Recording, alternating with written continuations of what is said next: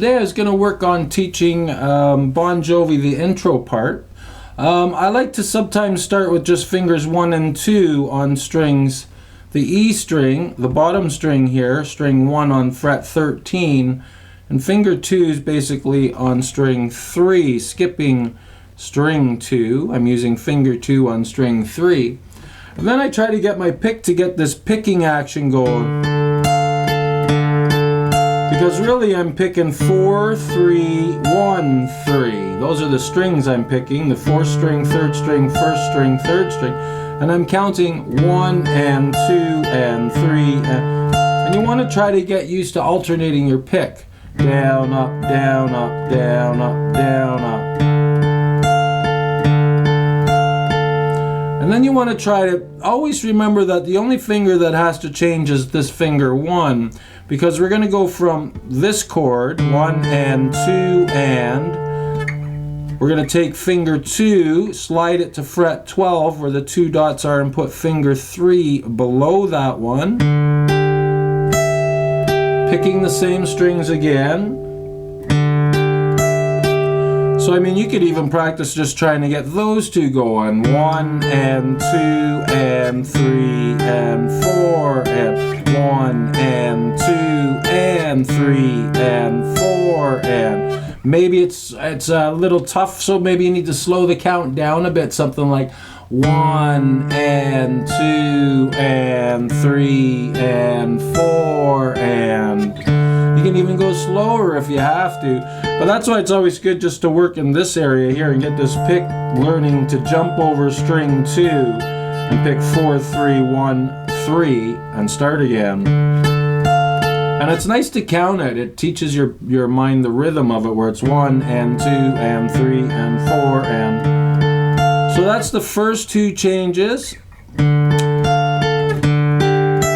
And then basically from there we're going to take these 2 fingers and just slide them down 2 frets. So 1, 2, not counting the one you're on, so that would be the 10th fret. This is 12, 11, 10, picking the same way again. The nice thing about this is, again, finger 3 just moves down 1 fret and we add finger 1 onto fret 8. So now we're on bottom string, fret 8, 3rd string, fret 9, picking the same way. Then we're going to take those fingers and slide finger 2 all the way to fret 5. You can always look at your dots. Some guitars have a dot on the 3rd fret and the 5th fret. And then you can get this one. It's doing the same thing again.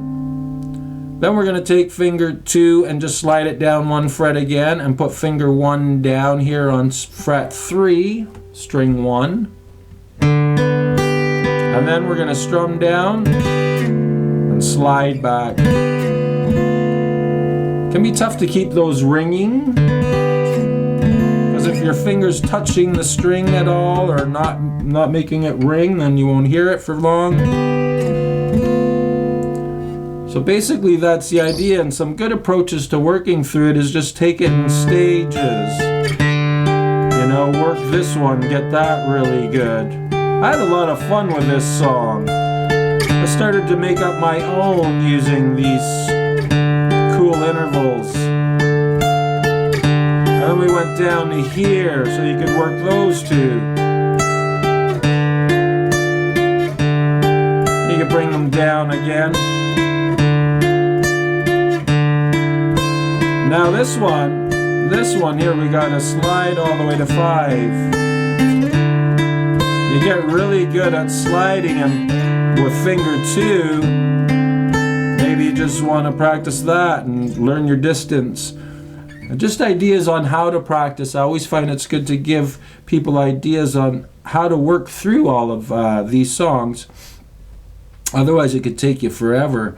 But trying to just pick this one thing, I mean, if you've never done it before, you might want to spend 10 minutes, just go 1 and 2 and 3 and 4 and then in full motion it would be like, you could start with fingers 2 and 3 and use your pinky too, like that. So you could try it that way too. You might feel more comfortable with these 2 fingers, and then we're starting in the same spot. I'm going to play it the way I first showed it.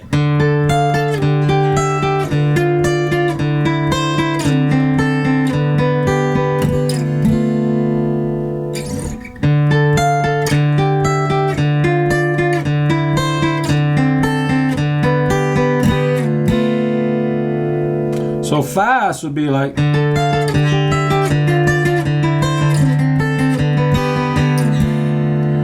And then everybody's, well, how do you get that fast? Well, it's by counting, right? 1 and 2 and 3 and 4 and 1 and 2 and 3 and 4 and 1 and 2 and 3 and 4.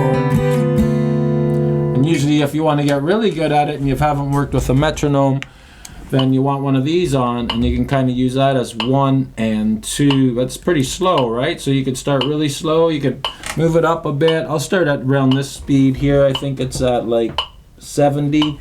So you get 1 and, so I'd have to figure out the timing with it. 1 and 2, that was slow. 1 and 2 and 1 and 2 and 1 and 2 and 4 and 1 and 2 and 4 and 1 and 2 and 3 and 4 and you see that every time I say 1, 2, 3, or 4, that'll beep. 1 and 2 and 3. And notice how I'm always picking the bottom string and making it sound louder. We're accenting that.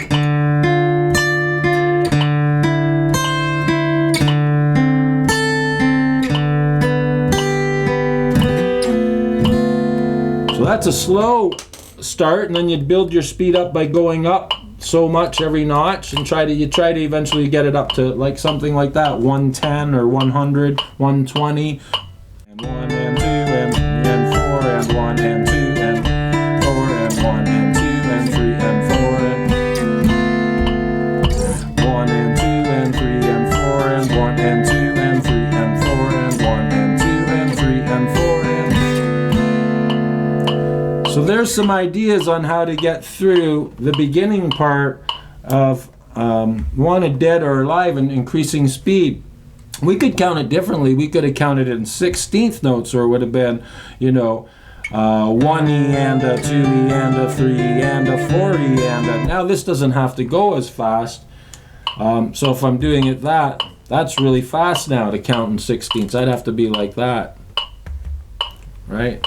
Be like 1 E and a 2 E and a 3 E and a 4 E and a 1 E and a 2 E and a 3 E and a 4 E and a 1 E and a 2 E and a 3 E and a 4 E and a 2 E and a 3 E and a 4 E and a 1 E and a 2 E and a 3 E and a 4 E and a 1 E and a 2 E and a 3 E and a 4 E and a 1 E and a 2 E and a 3 E and a 4 E and a 2 E and a 3 E and a 4 E and a 1 E and a 2 E and a 3 E and a. And that's what we do in the studio especially, and you want to get it nice and clean and no noises, no other sounds around these notes that you're playing. See, like I hit string 2, that's to stay clean.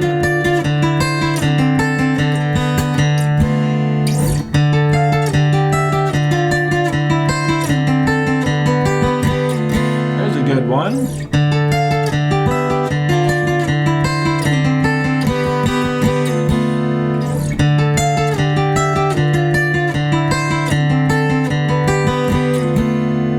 Alright, so I hope that helps you get through the intro of Wanted Dead or Alive.